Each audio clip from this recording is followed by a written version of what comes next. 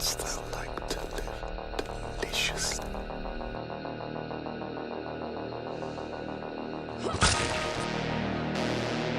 Chaos reigns. Please don't scream. Now, Sid, don't you blame the movies. Movies don't create psychos. Movies make psychos more creative.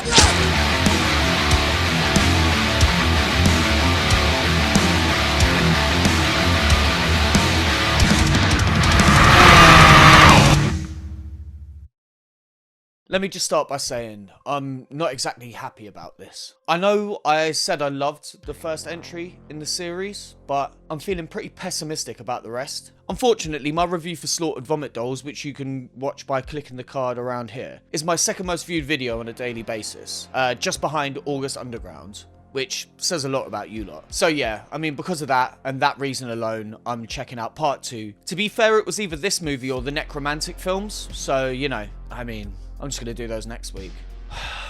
Alright. What's going on, everyone? My name is John Joe Lyons, and today I'm here to present to you my review for Regurgitated Sacrifice. Line up beside you, and I make sure that I don't make a beat. Written and directed by Lucifer Valentine, Regurgitated Sacrifice stars A. Bell, The Black Angels of Death, Honey, JJ, Amira LaVey, Amy Lee, Hank Skinny, Isabel Stiles, Cinderella Valentine, and apparently Lucifer Valentine at some point. Let's take a look at the synopsis. A girl with disturbing hallucinations continues her downward spiral into hell. Not for the faint of heart. Okay, a bit more simple than the last one. I still don't necessarily agree with it though. I was told this movie ups the ante on everything in the first film, and that's saying something because the first movie's crazy. So, let's just crack on.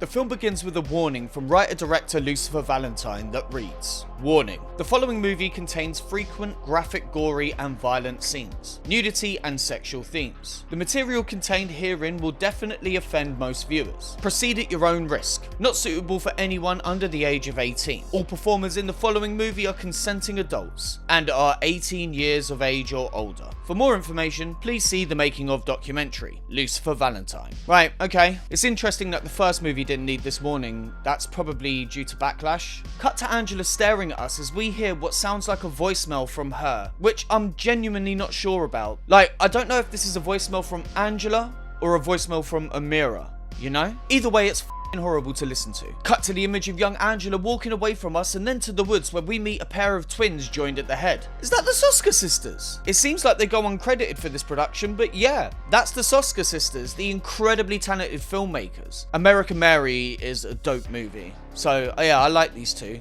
Strange that they're in this. We see the date of April 5th, 1994 as footage of the twins is intercut with the last moments of Angela's life. They are then separated with a knife as we see Angela die. The twins lie dying as we cut to a room with a naked woman on the floor and another woman who looks at her from the couch. Cut to a pregnant and naked Angela being caressed by the twins. One of the twins then starts to go down on Angela as the other one kisses her. They three-way kiss, and then we cut to a masked person saying they were first abducted in various different years. Cut back to the dead twins and then to them alive making absinthe, I think. Cut to them being joined by a stripper who drinks with them. They kiss and watch the stripper dance, and so far I'm not into this, but there is something to be said for Lucifer's editing style. You can see another example of this in his short A Perfect Child of Satan, which is a short that you should never watch. It is a horrible, horrible, terrible piece of f***ing trash that I hated and felt awful afterwards for even f***ing being party to. So yeah, don't ever watch that short film.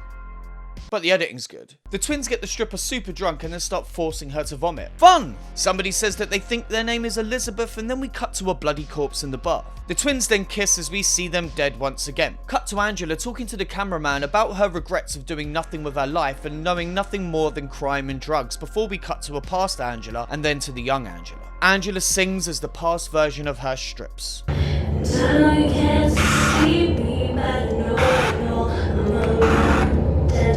I thought this movie was supposed to up the ante. This is boring, man. Nothing's going on. We cut to a parking lot with somebody screaming not to hurt them, and then cut to a girl crying and stripping, which is all pretty horrible, honestly. The cameraman chokes her as she's forced to say that she isn't special and then made to urinate on the camera lens. The woman promises to be a perfect child of Satan, shared universe, and give her body to him. She says she promises over and over again and then vomits on a glass table. I'm not sure if this just isn't as good as the first movie, but really this isn't doing anything for me, and in terms of film analysis, I'm being left with no material to extrapolate from this at all. It feels like it's made by a different person.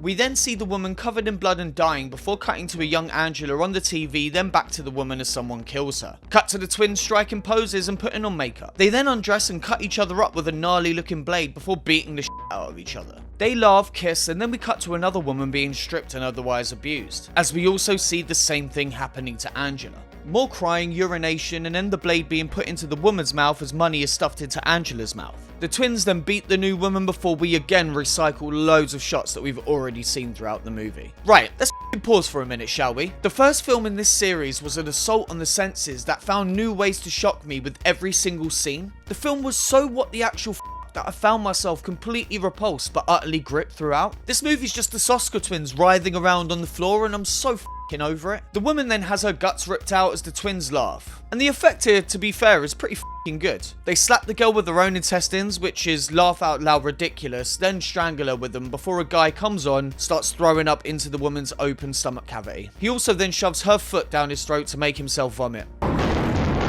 Cut to a woman urinating into a glass and drinking it before throwing up. Cut to someone named as the stepmother then urinating on the daughter before the daughter throws up on her. And then the stepmother throws up on the daughter. The twins then come in and give the stepmother the same treatment that they've given everyone else throughout the film. She vomits on the camera for a bit and then we cut back to the other girl. She talks about a pretty horrific sounding porn shoot. We then cut to her getting her tights ripped off by the twins and then sellotaped to a chair, which creased me up. Like, what am I even looking at right now? Cut to the woman being forced to throw up, intercut with shots of Angela and the twins. Cut to another short monologue by Angela as the twins then continue to abuse the woman. The ginger guy then walks in and forces her to throw up, and then we cut to a shot of a tarantula, and then the vagina, and then the vagina where it looks like the tiny little feet of the spider are poking out. Obviously that's not the case, all of it's prosthetics, but it just made me laugh that with this really awkward edit, they're trying to convince you that that's what's happened. And then they sew the vagina up.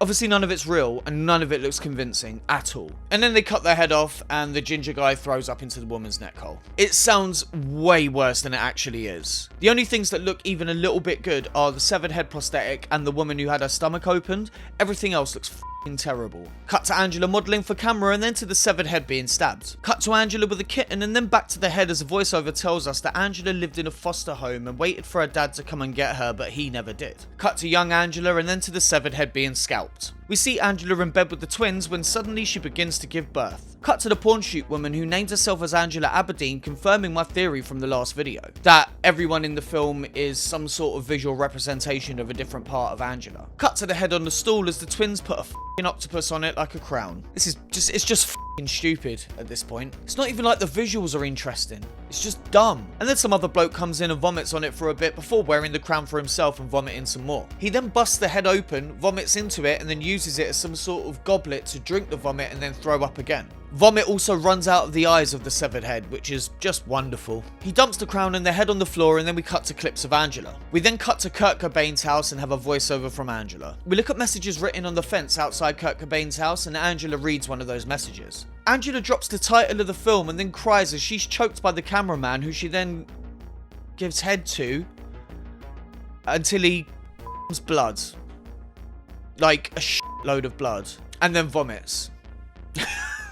We then see that shot of the dead twins for the 400th time, and then a skeletal figure in the bath before the film finally just ends. Jesus Christ. What an absolute waste of my time and yours. This is really disappointing, honestly.